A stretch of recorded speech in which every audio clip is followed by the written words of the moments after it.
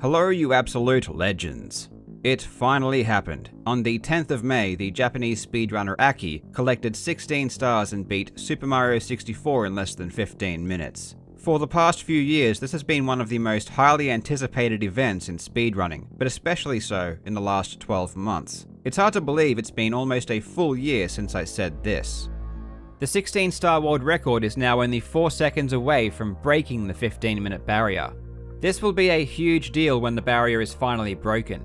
The last time a minute barrier was broken in this category was all the way back in 2011.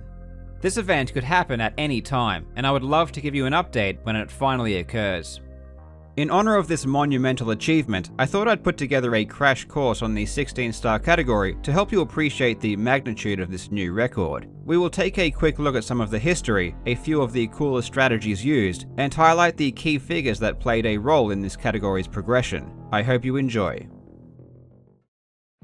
All of these Super Mario 64 speedrunning categories are heavily contested, but in terms of number of speedruns submitted, the 16-star category is by far the most popular. So what's special about 16 stars, and why is it a category at all? Well, back in the ancient days of Super Mario 64, people beat the game more or less as it was intended by the developers. In order to reach the final Bowser fight and beat the game, you need to get past the endless staircase, which requires 70 stars to do. So players would collect 70 stars before facing off against the boss. This all changed in 2003 when it was made known that you can skip the endless staircase and also the 50-star door by using backwards long jumps. This works because there is no speed cap when Mario is moving backwards, and the upward slope of these stairs allows you to spam jumps quickly. This glitch was actually discovered long before 2003 and posted in various places, but speedrunning wasn't really a widespread thing yet, and because the community was so small, it just so happened that the people trying to beat the game quickly didn't find out about it until years later. At this point, now all you needed to beat the game was 31 stars. 30 stars would get you past the 30-star door, and a star in Dire Docks needed to be collected, which would allow you to fight the second iteration of Bowser. Throughout the run, you face off against Bowser 3 times, with the first and second fights rewarding you with a key that gives you access to new areas of the castle. Getting these keys is currently unavoidable, as even if you glitch past the doors they open, the rest of the castle isn't loaded until you use the key, so it doesn't do any good. So after the second fight, Bowser gives you a key that gives you access to the upper floors of the castle, where you can skip the 50-star door and endless staircase to finish the game. This all changed again in 2004 when a way to skip the 30-star door was found. This new glitch took advantage of a rabbit named Mips that spawns in the basement of the castle once Mario has collected 15 stars. So now, you just needed to collect 15 stars, plus a star in Dire Docks to gain access to the second Bowser stage, which totals 16 stars. It was at this point that the 16-star category was born. From 2004 to 2005, there was some competition between a few players, but nothing too serious. By the end of 2005, the world record stood at 19 minutes and 8 seconds by Lucuria103. Unfortunately though, he never really got the credit he deserved, as another player by the name of Marius M had submitted a run of 18 minutes and 59 seconds, but it turns out this run was cheated by splicing together various segments. The truth wasn't uncovered until 12 years later in 2017, when the audio of the run was examined in closer detail. Through 2006 and 2007, various glitches were discovered, enabling players to skip even more locked doors. One was a way to skip the 8-star door leading to the first fight with Bowser. This is called the Lobby Backwards Long Jump, or LBLJ for short. Another was a very tricky backwards long jump that would let you skip the 30-star door. These culminated in a tool-assisted speedrun being created in 2007, showing a speedrun where Mario collected only a single star. When this theoretical speedrun was released, it proved that it was possible to beat the game with only 1 star, but it wasn't a certainty that a human would ever be able to reproduce the strategy, as it was extremely difficult and precise. However, as history showed, it was indeed possible that a human could pull off these glitches, and by 2009, speedrunners were beating the entire game in less than 10 minutes. Even managing to get to the final Bowser fight with 0 stars collected. But despite the fact that you could beat the game without collecting any stars, most players continued to play the game as if you needed 16. Beating the game without collecting stars was obviously faster, but the majority of players were turned off by the inconsistent glitch you need to perform to get through the 30-star door. The existing 16-star route lay in the Goldilocks zone, where it was long enough to offer entertaining gameplay, but was short enough to seem less daunting to new players to learn. Up until this point, I haven't spoken much about specific speedrunners or records, and while there had been some competition, Super Mario 64 speedrunning was relatively quiet up until 2009. It was in 2009 that, in my opinion, Super Mario 64 speedrunning really began. Between the years of 2009 and 2011 was a period I call the Japanese Explosion. A group of dedicated Japanese speedrunners grinded their asses off and pushed the game to its limits. In the game's 24-year history, these 2 years probably contained more progression than any other period in history, and it's simply incredible what they managed to accomplish. At the beginning of 2009, the 16-star world record was still 1908 by Le Courier. By the end of 2011, the record stood at 15 minutes and 54 seconds by Akira. Still today, in 2020, getting a time under 16 minutes is considered really good. I can't stress enough how mind-blowing it is that they were so good so early. I think it's the reason Super Mario 64 got as popular as it did back then, both on YouTube and Twitch. Everyone was blown away when they saw these runs. The Japanese runners tended to stream on the Nico Video streaming service, which caters to their native language, but when Western players started to catch up in skill and stream on Twitch, the game blew up. When Zeglemic would stream Super Mario 64 on Twitch, he would get thousands upon thousands of viewers. People had never seen anything like it, but the reality is that the foundation for this level of gameplay was built in Japan over a 2-year period and exported throughout the rest of the world. When it came to 16-star, there were 2 runners that battled fiercely for the world record during this explosion: Taka12352 and Shigeru. They were constantly trading blows and taking turns lowering the record.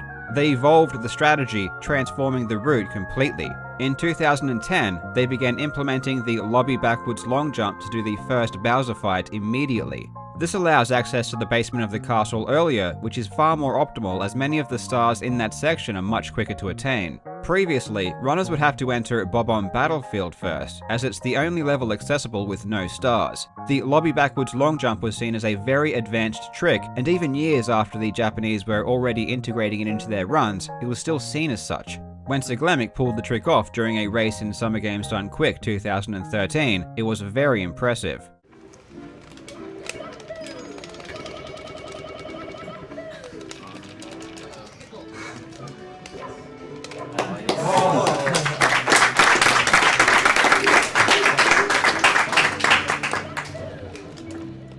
Even in 2014, when I learned the 16-star route myself, this strategy was seen as something only advanced players do.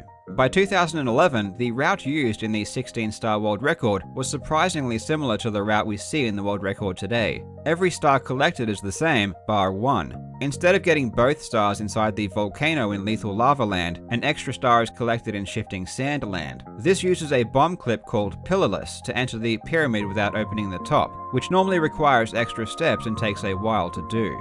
This clip was found in 2011, but it took until 2015 before it was integrated into the world record strategy. Aside from this discrepancy, the route was the same. So the only optimizations since that time have been improvements in technique and minor strategy developments. Though truth be told, the early runs were already using some pretty advanced strategies. By 2011, the top Japanese runners were already using the front of the submarine to collect the star in Dara docks. This is much more difficult than using the rear, and the slightest mistake will cost a ton of time. It requires a lot of confidence to execute, as it really doesn't save a massive amount of time.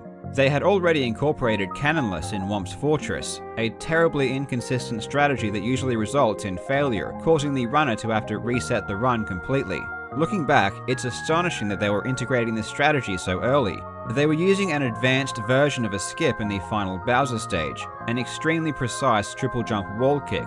Many of the strategies used today had already been crafted and implemented 10 years ago, so from this point, it was a game of optimizations. In 2 years, we had seen a total of 4-minute barriers broken: the 19-minute barrier in 2009, 18 in 2009, 17 in 2010, and 16 in 2011. But this was the last minute barrier broken in this category, that is, until 2020, a true testament to how strong those players were during that period. 2012 to 2018 would be the age of two different Japanese runners, Akira and Zaya. Throughout this period, we didn't see much in the way of major strategy overhauls, but rather further optimizations of existing strategies. The only exception is the pillarless clip I mentioned earlier, which Zaya used to achieve a 15:29 in mid-2015. While the record was already extremely good after the initial Japanese explosion, runs still contained many tiny errors that accumulated into a pretty significant time loss over an entire run. The goal from this point was to tighten up runs and make everything as clean as possible. This task was helped greatly when a consistent way to perform cannonless was discovered in late 2014. This meant that runs would no longer end at this star, and more runs meant that runners would have more opportunities to get cleaner runs. This new strategy was slower, but for a long time the trade-off was worth it. 2015 saw the incorporation of the pole glitch in the second Bowser stage, Fire Sea. This is a glitch that allows you to instantly warp to the top of the pole, which is obviously immediately faster, but it also allows for faster movement later on in the stage. The glitch had been discovered back in 2007, but a consistent setup took 8 years to find. This trick looks easy when you see it used in runs, but it's very precise, and without a proper setup, it's not consistent enough to use in runs. Funnily enough though, it was actually attempted in some runs as early as 2010, albeit unsuccessfully. On the 7th of May 2016, Zaya set a time of 15:24, which would end up being one of the most classic world records in the category's history. It lasted just shy of 2 years, which is incredible given how popular the game had become by this point. This would be Zaya's last record, and would be the last hurrah of Japanese dominance in the category. On the 5th of April 2018, an American runner, Ouija, would demolish Zaya's record with a 15:17. This was the first time since 2009 a non-Japanese player held the record, and was a huge shift in the perception of the category. But Japan would fight back, in the form of a young speedrunner named Aki. Aki would beat Ouija's record by a second, attaining a 15:16 in October of 2018. This wouldn't last long though, when another American runner, Dowski, edged it out with another 15:16, but with a lower decimal. This began a tug-of-war between Aki and Dowski, taking turns lowering the record over the next year. By the end of 2019, the record stood at 15 minutes and 4 seconds held by Dowski, a mere 4 seconds shy of the 15-minute barrier. By this point, runs were extremely optimized, and runners were using very difficult movement to try and eke out the tiniest of time saves. A faster pillarless clip had been worked out in 2018, and now players were competent enough to use it in their runs. The owlless strategy in Womp's Fortress was now slightly faster as well. Owlless is one of the oldest strategies in Super Mario 64 speedrunning, a tricky triple jump wall kick that allows you to enter the cage without needing to ride the owl. But now, runners were using a double jump, and weren't even stopping to set everything up. Near the end of Fire Sea, instead of taking the much easier side route, they were now using complicated movement down the center of the stage. Each of these new faster techniques is far more difficult than their previous iterations, requiring much higher levels of precision. Things did seem to stagnate though after Dowski's 15:04 in November. It would take a new world record from the American runner Slippery Nip to shake things up. On the 27th of February 2020, he would achieve a 15:03, and based on his quick progression, seemed primed to take the record below 15. This caused Aki to up his efforts and take the accomplishment more seriously. On the 26th of March, he barely took the world record back with a better 15:03, and he kept on pushing. On the 1st of May, he was on pace to get the sub 15. He had collected 16 stars and just needed a clean finish to reach his target time. I haven't really talked about them much in this video, but the 15-star door and endless staircase skips are still an area that will make or break a run. Getting perfect skips is rare, and each extra jump that it takes before the long jumps start to catch on the stairs costs almost an entire second. On this particular run, Aki executed the 50-star door skip perfectly, catching the stairs immediately, but on the endless staircase it took 2 jumps to initiate the skip. The rest of the run was clean, but enough damage had already been done, and in the end, he landed on a 15 flat. This was obviously disappointing, but Aki would not stop. On the 10th of May, he would get another chance, and this time, the run was even more insane. By the time he had collected the second key, he was 4 seconds ahead of the record he had just set. The 50-star and 70-star skips lay ahead, and Aki did this.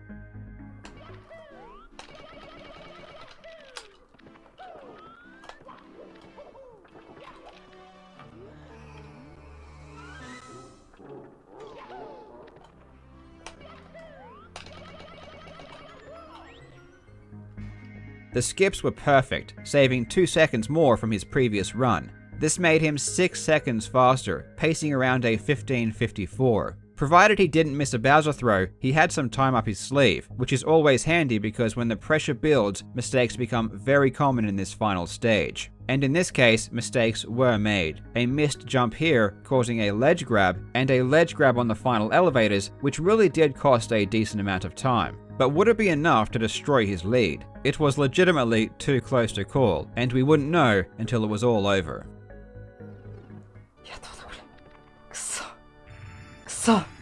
So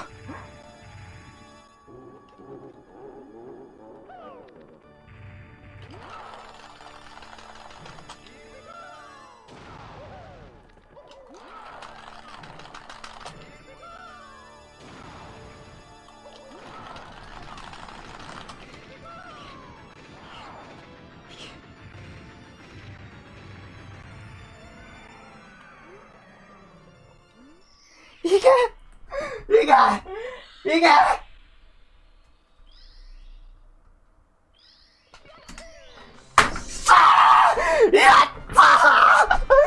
쏟아오다 거라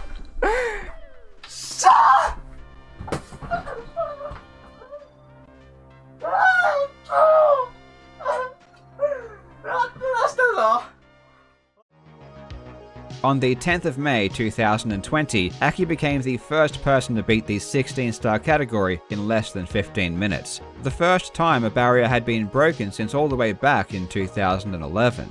Despite the errors in the final stage, the record is still insanely optimized, and it will be interesting to see how long it takes before someone takes it lower.